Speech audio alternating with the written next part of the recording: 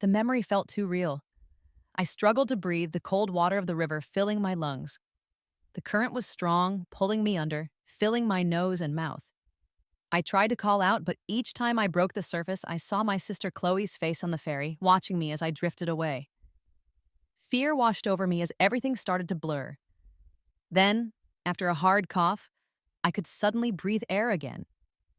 I opened my eyes and found myself in my own room, dry and seemingly safe. It felt like the drowning hadn't happened, but the feeling of the cold water and the struggle for air stayed with me. It had seemed so real. Sarah, what are you staring at? Move over! Chloe's voice interrupted my thoughts. I turned and saw her looking puzzled, not angry like she had been on the ferry. Nothing, I muttered. I'm heading to the library to study. Exams are coming up. Exams? Studying? As far as I knew, she hadn't passed the graduate school entrance exams and had been working for several years. As she left, I looked at my phone. The date confirmed it. I was back in the time before she took those exams. Had I somehow come back? Was this real? I sat down on the sofa, trying to get my breathing under control. If this was a second chance, then the memory of her pushing me into the river must have been real too. My own sister, angry because I advised her against trying to summon some kind of spirit for luck, had tried to kill me. To her, my life was worth less than her ambition. If that was the kind of sister she was, I decided I didn't need her in my life either. That evening, Chloe came home acting a bit strange, seeming both excited and nervous. It felt familiar, just like the last time. I guessed her roommate Maya must have told her about the idea of summoning a spirit for good luck in the exams. Chloe was probably still unsure and would likely ask for my opinion again. This time, I decided I wouldn't get involved. Her choices were her own. Sarah, I need to talk to you about something, she began. I acted like I didn't know what was coming. What is it? Maya told me about a way we might be able to get into a good graduate school, but it sounds a little strange, she said hesitantly. Last time, I had asked for details so I could talk her out of it, believing it was a dangerous idea. She had listened then, didn't go through with it, and ended up failing the exams while Maya got into a prestigious university. Chloe became consumed by jealousy and blamed me for her failure, eventually leading to her pushing me into the river. Now, faced with the same question, I gave a non-committal answer. Chloe, I don't really know where you are with your studying right now, so I can't really give you advice. I'm sure you'll figure out the best thing for you. She seemed annoyed that I wouldn't give her a clear opinion and went to her room upset. Fine by me. In this life, we could just live separately. She could pursue her goals, and I would focus on mine. With this second chance, I wasn't going to waste time.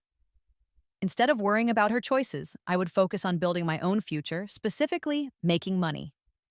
I started researching financial news from this period, checked my savings, and invested about half of it into some stocks I remembered would do well. The other half I planned to use with my friend Emily to start an online business. Emily was very enthusiastic about the idea, eager to leave her current unfulfilling job. Our plan was to start a social media channel, specifically on TikTok. Emily would star in short, funny videos that subtly featured products we wanted to sell. Once we gained enough followers, we would start doing live streams to sell directly. I felt confident this approach would be successful. The next day, Emily and I both submitted our resignations. Our boss wasn't happy, but we didn't let it bother us. After quickly handing over our responsibilities, we gathered our belongings and left. When I arrived home later, I was surprised by Chloe's demeanor. She seemed tense and angry, ready to lash out. She hadn't been this irritable before. Then I noticed something unsettling. A faint, dark shape seemed to be hovering near her shoulder. It was small and indistinct, like a featureless shadow figure. It looked like a ghost. She had decided to go through with it after all. I must have stared for a moment too long because she snapped, "Sarah, if you keep looking at me like that, I'll hit you."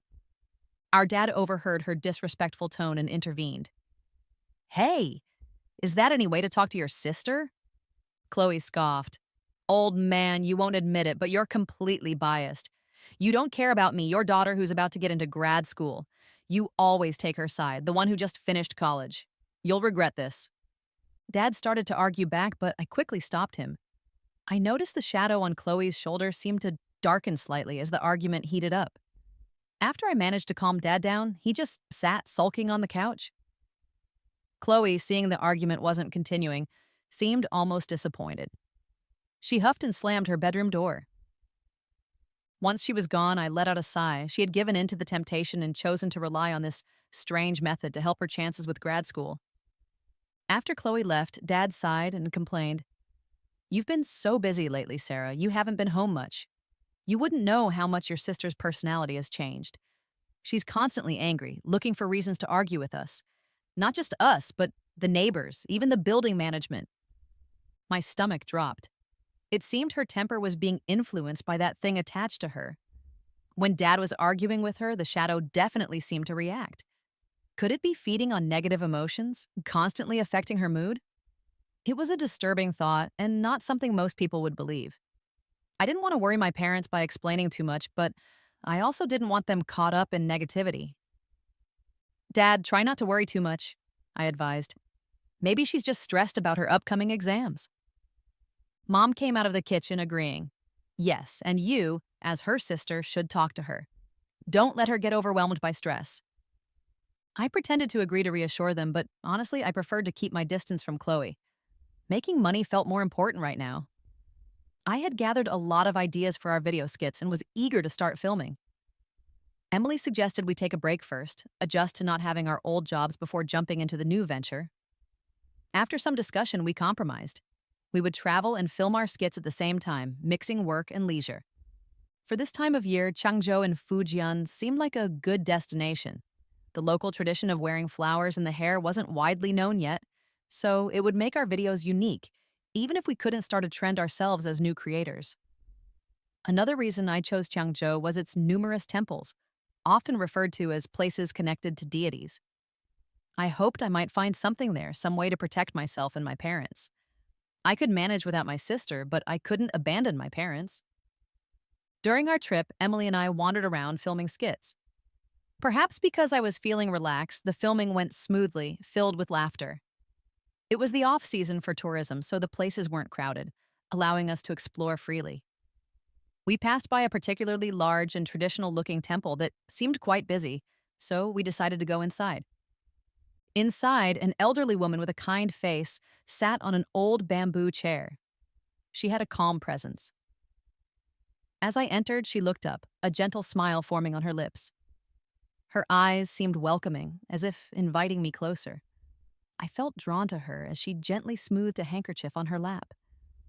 "Child, you've finally come," she said, her voice soft and slightly raspy. "Don't be afraid. This is for you." She held out her aged hands, revealing 4 woven red threads. "Take them and give them to your loved ones. They will help keep you safe." I took them respectfully and was about to ask how much they cost, but she seemed to understand my thought, waving her hands and pointing towards the donation box near the deity's statue. I nodded and took Emily, who looked a bit confused, over to the statue. We offered incense and made a donation, then knelt before the statue, holding the red threads between our clasped hands, sincerely praying for protection.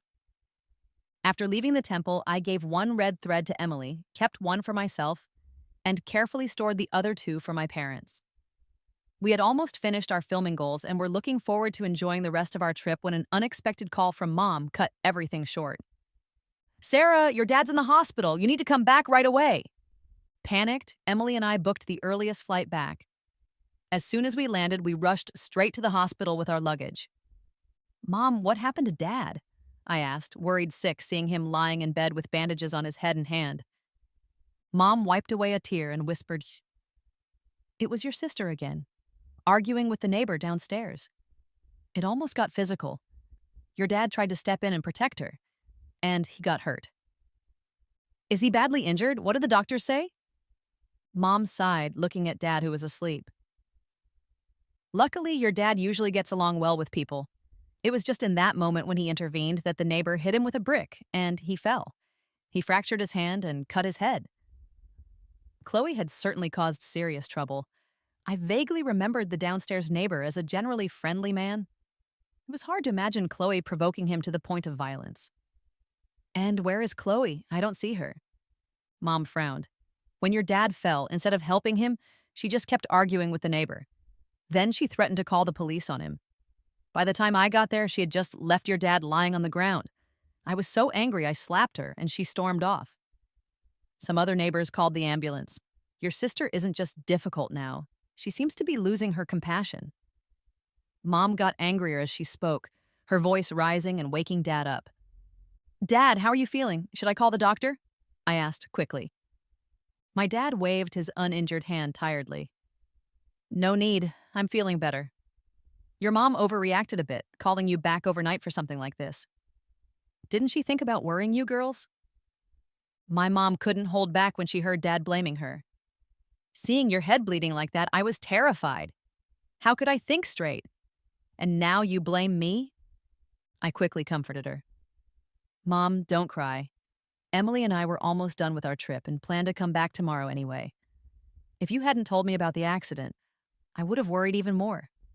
You did the right thing, Emily chimed in, trying to ease the tension. Yes, Uncle and Auntie, I'm brave. I wasn't scared. Mom finally managed a small smile through her tears and gave Dad a look. Dad realized he'd spoken thoughtlessly and apologized awkwardly. All right, dear, I know you were just worried about me. Thank you for looking after me. I frowned slightly. I hadn't expected Chloe's negativity to be affecting her emotions so constantly, and now it was impacting my parents too. This wasn't good. Once Dad was out of the hospital, I needed to find a way for them to move or get Chloe to leave. Dad, Mom, I said, pulling out the red threads. I got these protection strings from the temple we visited. Please keep them on and don't take them off. Mom happily took one and put it on her wrist. Dad looked a bit awkward holding the red string. How can a grown man like me wear this? People will laugh. I chuckled. He had a point. How about tying it to your keychain then? Just remember to keep it with you, Dad. Don't lose it. Dad looked at the red string on his keychain and joked, What? You went on one trip and came back superstitious? I glanced at his bandaged hand and shrugged. Sometimes you don't need a reason. Just trust me on this one. Dad laughed helplessly. All right. I'll keep it with me. Even though Dad's injuries weren't life-threatening, the doctor recommended keeping him in the hospital for a few days for observation due to the head injury. During that time, Chloe didn't visit once. She only called to say she was busy studying for her grad school exams and used that as an excuse. With her absent, I tried to convince my parents to move out and live with me, but they were reluctant to leave the house they'd lived in for so long. I just kept reminding them not to argue with Chloe again and to never take off the red strings. After her exams, Chloe returned home full of confidence, telling my parents to start planning her graduate school celebration party. Confused, they asked why they would celebrate before the results were even out. Chloe immediately started accusing them. You're both biased. When Sarah got into a top university, you threw her a big party, but you won't do one for me. Dad looked bewildered. Your grandpa insisted on Sarah's party back then. When your acceptance letter eventually comes, I wanted to throw one for you too, but you refused because you were worried about being compared to your sister. That was your decision, not ours. Chloe couldn't argue with that, but threw a tantrum anyway. I don't care. I'm going to get into a top graduate school and I'll be better than her. You have to throw me a party. Dad, too tired to argue further, just said, We'll talk about it after the results are announced. Mom only told me about this conversation later when she was venting her frustration. On the day of the actual party, after results confirmed she got in, I had been so busy with my new business and filming that I hadn't been home much. The work helped me push aside the unease I felt about Chloe and her ghost. When I saw her next, the dark shadow on her shoulder seemed to have grown and taken on a more defined, human-like form. It looked like an angry child glaring hatefully at everyone. When its eyes met mine, it seemed to realize I could see it and made mocking faces at me. I pretended not to notice, letting my gaze pass over it. Chloe walked over confidently. I heard you quit your job and are still unemployed. I hadn't told my family about quitting to start my own business yet. I preferred to keep things quiet until I had achieved some success. Seeing my silence, she assumed she'd hit a sensitive spot and became more animated. Oh, so a graduate from a top university ends up unemployed at home? Some relatives nearby overheard and glanced over. Mom, worried we were about to argue and cause a scene, quickly came over. What are you two talking about so excitedly on such a happy occasion? Go and greet the guests. Chloe shot me a look, then walked over to the main table where some relatives were sitting. Hey, Uncle, Aunt, long time no see. What has Ben been up to lately? My uncle's grandson, Ben, who was absorbed in a game on his phone, answered casually, driving a taxi. Chloe giggled. Oh, taxi drivers work so hard. That's what happens when you don't focus on education. Not like me. I'll graduate from a prestigious grad school, and high-paying jobs will be waiting. My uncle, who had a quick temper, immediately became angry. What's that supposed to mean? Chloe feigned innocence. I'm just stating facts. Some people can't handle the truth. My aunt tried to smooth things over with a forced smile. Chloe was always smart in school. Ben, you should learn from your aunt. Aim for a good graduate school, too. Ben looked up from his phone and promised his grandmother with a smile. Don't worry, Grandma. I'll study hard. Chloe, unable to stand their interaction, snorted at him. Look at him, addicted to his phone. You think someone like that can get into a good grad school? I doubt he'll even make it to college. My uncle couldn't hold back any longer. Criticizing his son was one thing, but belittling his grandson crossed a line. He stood up angrily. You little brat. Just because you got into grad school, you think you can look down on everyone? My grandson didn't do anything to you. Why are you putting him down? He continued. With an attitude like yours, even if you graduate, no company would want to hire you. What boss wants an employee who doesn't respect others? When Chloe heard her uncle criticizing her future, she couldn't contain her anger. She pointed her finger at him and snapped, Am I wrong? Your son is just a taxi driver. What kind of decent student can he raise? He's already at a disadvantage genetically. Her uncle, hearing her insult his family's lineage, was furious and rolled up his sleeves, looking ready for a confrontation. Today, I'm going to teach you a lesson on behalf of your father, you arrogant, rude brat. Chloe didn't back down and taunted him. Go ahead, let's see how long your old bones last in jail. If you touch even a hair on my head, I promise I'll press charges. Seeing the situation escalating, her aunt rushed to hold her husband back, while other relatives and friends stepped in to separate them. Her dad intervened, apologizing repeatedly. Brother, it's my fault for not teaching her properly. I apologize on her behalf. Please calm down. Her uncle angrily pointed at her dad and started lecturing him. David, I've looked out for you and your family for years, and now that your kid achieved something small, you look down on us? Ungrateful! Her dad just nodded meekly, not daring to argue back. Seeing her dad apologizing for her, Chloe sneered from behind him. Why apologize? I'm just telling the truth. Enough with the talk about past favors. I'm tired of hearing it. Her mom couldn't stand it anymore, stepped forward and slapped Chloe hard across the face. If you don't want to be here for this celebration, then leave, or shut your mouth. Chloe held her cheek, glaring at her mom with resentment. I'll remember this slap. Realizing the meal was ruined, her aunt pulled her uncle and Ben towards the exit. Let's go. We can't afford to eat their food anyway. No need to stay in touch anymore. Let's just pretend we aren't related. Her dad, looking pained, rushed to stop them. Brother, we're family. It's my fault for not raising my daughter right. Please forgive me. I quickly stepped in with a wrapped gift I had intended for a nephew's birthday, but seemed appropriate now. Ben, I'm apologizing on Chloe's behalf. She shouldn't have spoken so harshly about your future. I believe you'll achieve great things one day. Here's the latest learning tablet for you, loaded with educational courses. I hope it helps with your studies. Ben glanced at his parents, who were still upset, then accepted my gift with a sweet smile. Thank you, Aunt Sarah. I will study hard and try to live up to everyone's expectations. I gently patted his head. I believe in you too. Keep up the good work. Seeing that Ben wasn't too affected by Chloe's words and had happily accepted my gift, my uncle's anger lessened slightly, but he still insisted on leaving.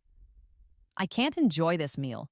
That precious graduate daughter of yours hasn't even achieved anything yet, and she's already this arrogant. Teach her to learn a thing or two from her sister, he said, raising his voice purposefully on the last part. Chloe glanced at him unhappily, then looked at me coldly, huffed, turned around, and walked back towards the banquet tables, seemingly unbothered. My uncle and aunt, holding Ben's hand, walked out without looking back. My dad watched his brother leave and sighed helplessly. What did we do to deserve this? My mom tried to comfort him while I dispersed the remaining relatives with a forced smile. During the party, I occasionally glanced at Chloe, who was now talking with her roommate Maya. Chloe's voice rose and fell unpredictably, and her laughter seemed overly loud. Maya sometimes looked over at me with a curious expression. At first, I didn't think much of it, but as I watched them, I realized Maya didn't have a little ghost shadow on her shoulder. In the past life, I remembered it was Maya who had supposedly used the ghost method to succeed.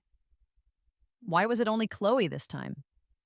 Just then, one of Chloe's childhood friends arrived, and Chloe eagerly left Maya to greet her. When Chloe wasn't looking, Maya got up and approached me discreetly. Hey, Sarah, can we talk privately for a moment? She quickly glanced back towards where Chloe was standing. I nodded and followed her towards the restrooms, wondering about the absence of the ghost on her shoulder. Maya, what is it? I asked. Instead of answering directly, Maya brought up my work. I've seen your videos. They're really creative and interesting, but you look familiar. Her words made me uneasy, and I instinctively took a step back. She noticed my reaction, stepped closer, and whispered, Sarah, you've been reborn too, haven't you? My eyes widened in shock. Too? Maya nodded. That explained why she didn't have a ghost attached to her, and why Chloe had seemed so smugly triumphant around her earlier. In my previous life, after I had discouraged Chloe, I only heard secondhand that Maya had succeeded using the ghost method and gotten a good job after graduation. Chloe had always spoken about it with intense envy and regret. Then your exams? I asked. Maya shrugged nonchalantly. I failed, but it doesn't matter. As long as I'm free from that thing, I can do whatever I want, just like you are. Freedom? Maya's expression turned serious. Yes. After I used the ghost in my past life, I was bound to it. It fed on negative emotions, constantly pushing me to argue with people, wanting me to hurt them. I couldn't stand its methods and tried to get rid of it. But it found out and punished me by making me watch my entire family die before forcing me to end my own life. As Maya recounted her traumatic past, her voice filled with bitterness. I swallowed hard, feeling a deep sense of unease. I worried that what happened to Maya's family could happen to mine. I had never realized that letting Chloe keep her little pet posed such a significant risk. Maya noticed my distress and tried to reassure me. Look, Sarah, don't worry too much right now. Chloe seems to be enjoying its help. I think they might get along fine. I'll keep an eye on things and let you know if anything seems wrong. Let's exchange numbers. Having someone else aware of the situation and watching Chloe made me feel slightly better, like I might be able to avoid direct confrontation. After adding each other's contact information, we went back separately to avoid raising Chloe's suspicions. Our online business was doing very well. Sales were increasing steadily, and Emily and I soon earned our first significant amount of money. We started making plans to buy apartments in the city center, hoping to be neighbors. It felt like things were finally going right. Maya occasionally sent me updates about Chloe. I heard she's trying to get into streaming too. From how she talks, sounds like she looks down on what you do but wants to copy your success. That night, Chloe announced on her social media that she was starting her own channel focused on academic topics, positioning herself as an intelligent role model. She invited everyone to follow her. I considered giving her a like for support, but decided against it. Later, during one of my live streams, she suddenly appeared, confirming Maya's intel that she'd been watching me. She initiated a PK battle, a feature where two streamers compete for viewer gifts. She started her side of the stream by saying, "Hello, everyone. I'm the sister of the streamer you're watching, a graduate student at the prestigious Axe University. This is my first time streaming, so please be supportive. I'll be live streaming study sessions every night. Feel free to ask me any academic questions." When my fans saw my sister join, they started commenting, noting how different we were. One smart, one funny. But then Chloe couldn't resist making a comment about me. Well, yes, we're quite different. I loved studying ever since I was young, while my sister, well, she was known for skipping classes sometimes. Don't follow her example. I could only roll my eyes and force a smile. If skipping classes still got me into a top-tier university, maybe that says something else, I replied lightly. A fan commented, wait, if Sarah graduated from a top 985 university, wouldn't the graduate student sister have attended an equally prestigious undergrad school? Chloe's expression faltered for a moment. My undergraduate institution doesn't matter. What's important is my graduate school and my advisor. I gently reminded the audience about her less prestigious undergraduate college, which prompted some comments from people who seemed to be her former classmates. What, our school isn't good enough to mention now? One wrote. Forgetting where you came from shows poor character. I kept a polite smile and tried to steer the conversation. Hey everyone, let's not get upset. She's trying to set an example, showing that you can achieve great things no matter your starting point. However, many viewers weren't convinced and started criticizing Chloe, which eventually led her to angrily leave the stream. I noticed then that the pet on her shoulder seemed larger, and Chloe herself had a darker, gloomier energy about her. I continued visiting my parents weekly. One day, before I even stepped inside their apartment, I heard Chloe ordering our mom around.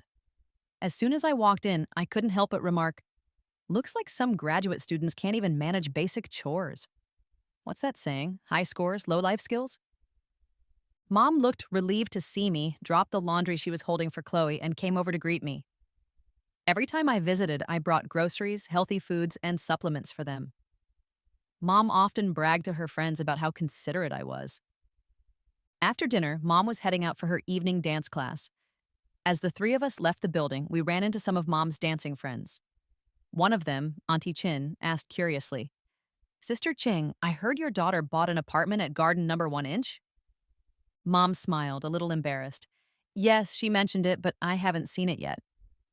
Chloe's jaw dropped when she heard Garden Number 1 Inch. Then she burst out laughing.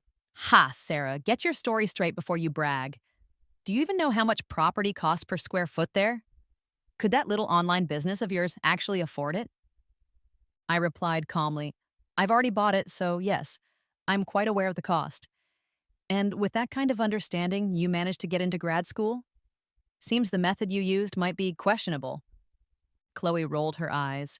You think I'll believe you just because you say so? I shrugged. Does it matter if you believe it? Are you going to help me with the payments if you do? Chloe grew more upset at my indifferent attitude and then sneered, You make money by tricking fans online. It's pathetic and you'll face consequences eventually. I shrugged again. Considering how you got where you are, perhaps you should be more concerned about consequences yourself. She looked shocked that I had hinted so directly at her secret, paused for a moment, then warned aggressively, Watch what you say. If you dare accuse me of anything, I'll sue you for slander. Your little online career will be over before you know it. When the bank eventually takes your apartment, maybe I'll do you a favor and buy it cheap. I remained unfazed. No need to worry about me, sis. Focus on your studies. This online industry is all about money. It's probably not suitable for someone like you. Remember what happened during the live stream? People online are quite perceptive. Better not attract too much attention if you don't want things uncovered. Chloe, seeing my lack of reaction, couldn't handle it. Jealousy was clear on her face as she turned and left without another word. Mom just shook her head and sighed. Then, Maya sent me a message. Hey, Sarah, some classmates are talking. Apparently, someone reported Chloe for bullying a student from a poor background named Olivia. They say Chloe threatened Olivia, using her connection with her advisor to make Olivia keep quiet or risk losing her scholarship. Do you know this student, Olivia? I asked.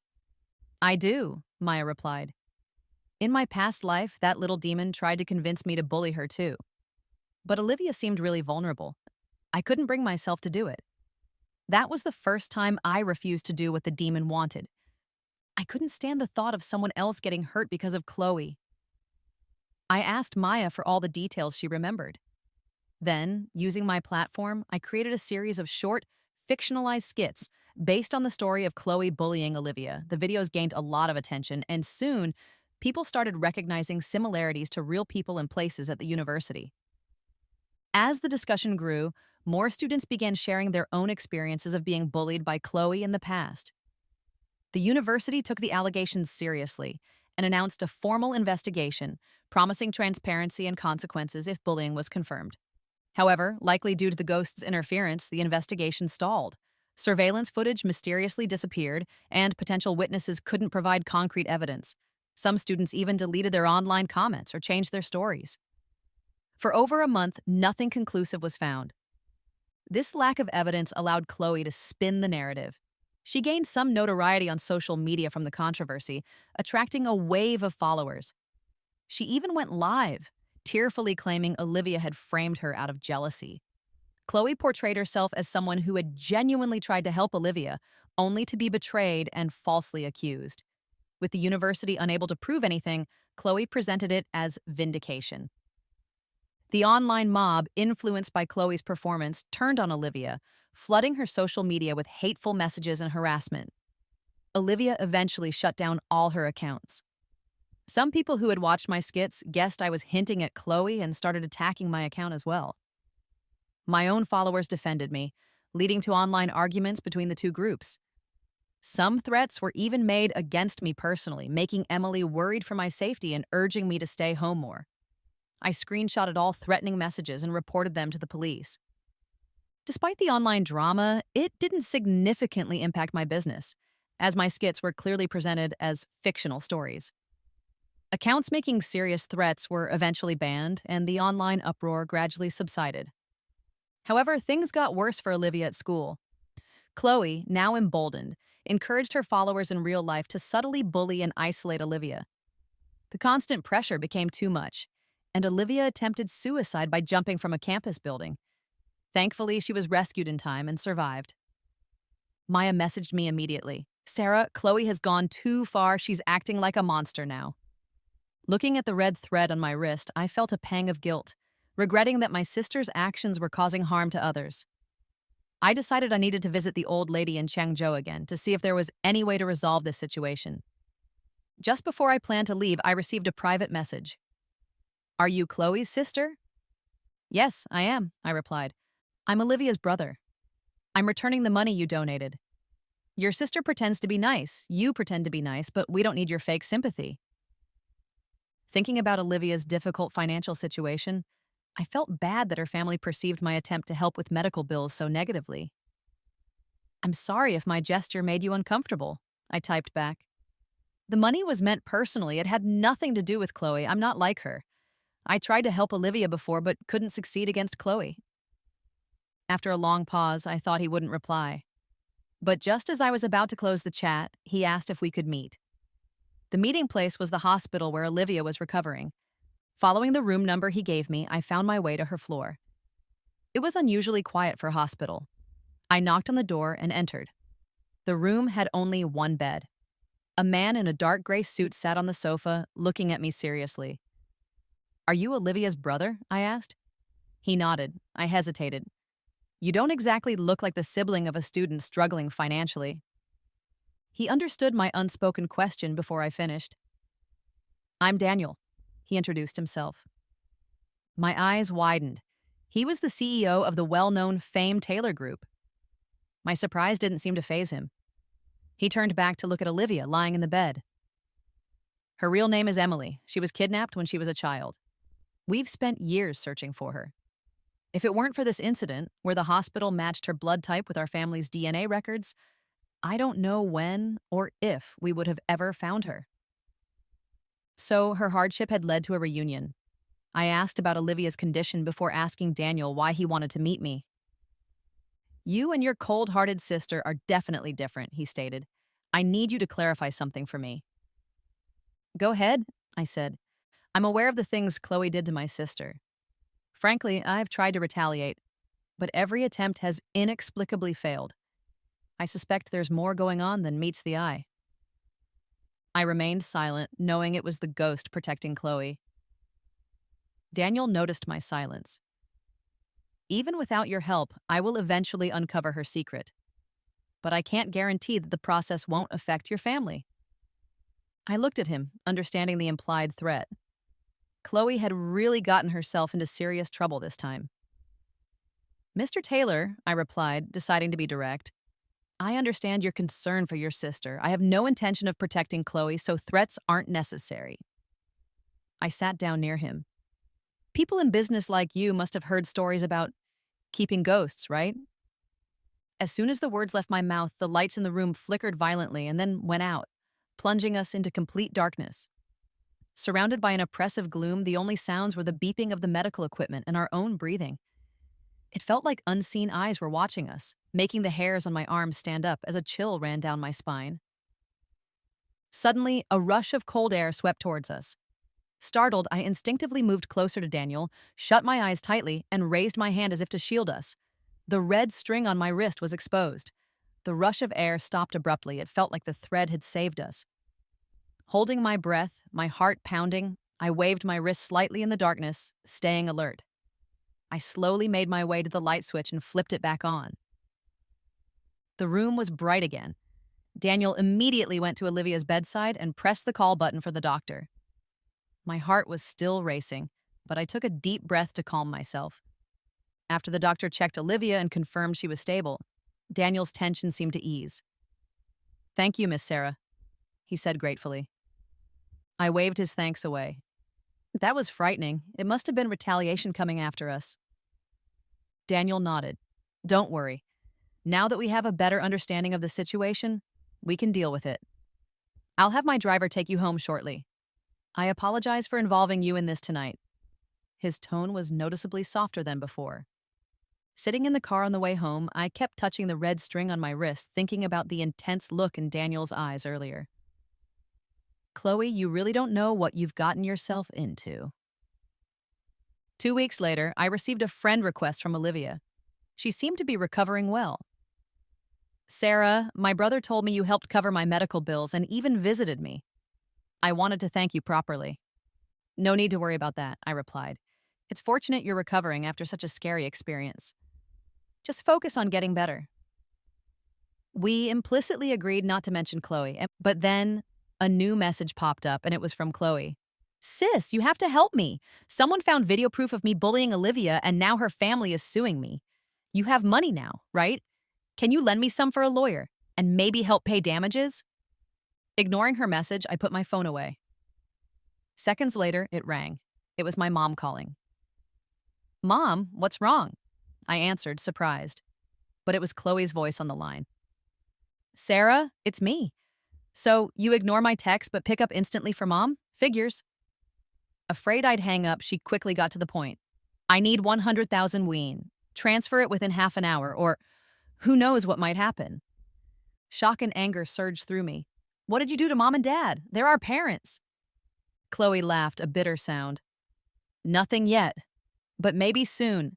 If I'm going down, I might as well take someone with me. I won't go through this alone." "You're unhinged," I yelled before hanging up. I immediately ran out the door, calling the police on my way and also sending a message to Daniel to let him know what was happening, hoping his resources could provide backup. Sitting anxiously in my car, speeding towards my parents' place, I pulled up the feed from the security cameras I had secretly installed for their protection. The video showed Mom and Dad tied up on the sofa. Chloe was pacing back and forth with two phones, occasionally checking messages and muttering to herself. When I arrived, the police were already positioned discreetly in the hallway. Trying to avoid escalating the situation, I showed my phone with the live feed to the officer in charge.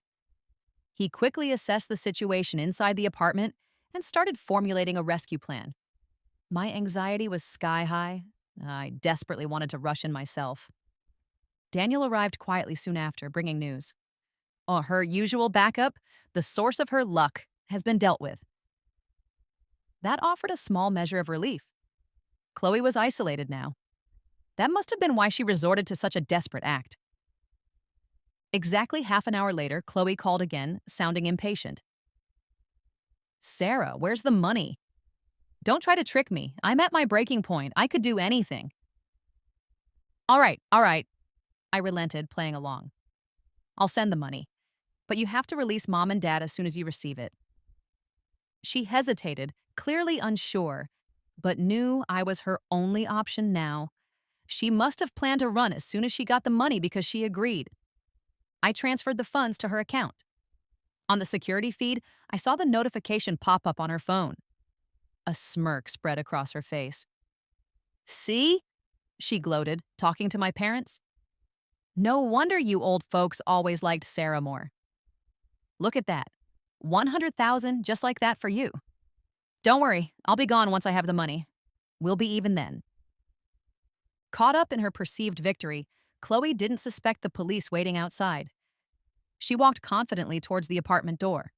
She didn't even make it to the elevator before officers moved in swiftly and apprehended her. I rushed past them into the apartment and untied my parents. Mom clung to me, terrified. Sweetie, what were you thinking? Did she hurt you? Mom, Dad, I'm okay. I reassured them quickly. I called the police. They caught her as soon as she stepped out. Dad, hearing she'd been captured, stormed outside furiously and started berating Chloe, who was now handcuffed. How could you do this? Kidnapping your own parents? Chloe glared fiercely at me, her eyes filled with hatred. Sarah, I'm your sister. You actually called the cops on me? I won't let you get away with this. I calmly glanced at her shoulders. They were empty now. Daniel's influence and resources were indeed powerful. He had acted faster than I expected. You're already in serious trouble yourself, I replied evenly. How exactly do you plan to not let me get away with this? My mom heard Chloe cursing at me and angrily stepped forward, slapping her hard across the face until her cheeks turned bright red. You beast! It's like I never gave birth to you. The police quickly led Chloe away. Daniel offered a few words of comfort before leaving as well. Only then did Mom break down, crying. How did I end up raising such a monster? My dad looked utterly defeated, sighing. It's my fault. All my fault. I failed to raise her properly. Mom, Dad, don't blame yourselves, I said, gently hugging my mom. Everything that happened was her own choice. I felt a mix of emotions, relief that it was over, but also a profound sadness for how things had turned out. Postscript. With multiple charges combined, including the bullying incidents and the kidnapping, my sister received a lengthy prison sentence. Unfortunately, even on the day of her trial, she showed no remorse, glaring at everyone present and vowing revenge. When I get out, none of you will escape, she threatened. But the when never came. A few years into her sentence, she died. The official cause was listed as a sudden heart attack. However, someone with inside knowledge later discreetly informed me that the actual cause appeared to be a sudden and complete loss of blood from her vital organs, most likely a backlash from the dark magic she had used.